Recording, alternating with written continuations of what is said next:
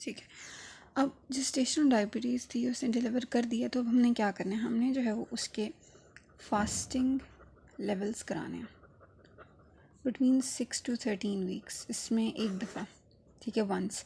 और अगर 13 वीक्स गुजर जाएं और उसने नहीं करवाए फास्टिंग लेवल्स, तो फिर हमने उसका HbA1c कराना है, मतलब अगर वो देर से आई है, हो जाते हैं ना इश्यूज़, ठीक है। तो ये आपने ज़रूर उसको काउंसलिंग करनी है, जो कि नहीं की जाती यूजुअली। अब 6 to 13 वीक्स के दरमियान फास्टिंग लेवल्स की हम करेंगे लेस दैन 6 से 6.9 या 7 और उससे ज़्यादा। 6 से कम है तो लो रिस्क है, बस वो डाइट और वेट वाला करे। टाइप 2 का रिस्क उसका जो है वो मॉडरेट है, ठीक है।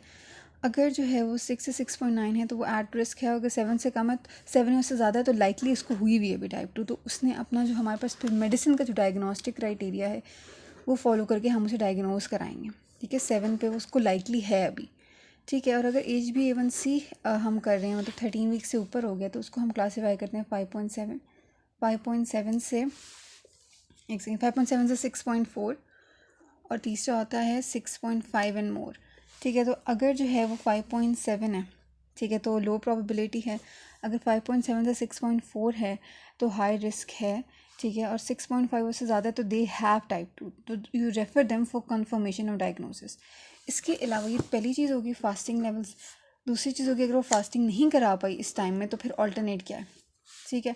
और फिर आ जाता है, ये तो हमारे पास हो गया कि 6 से 13 या मोर देन 13।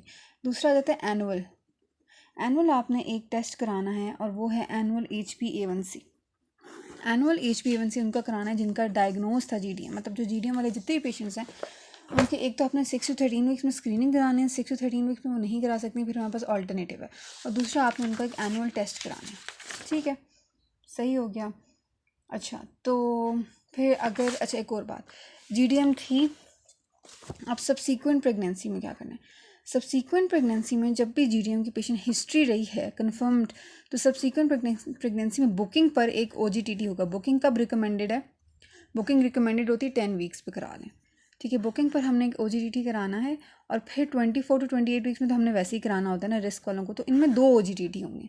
इनमें हिस्ट्री है ना, एक होगा उनका बुकिंग पर और एक होगा 24 से 28 वीक्स पर।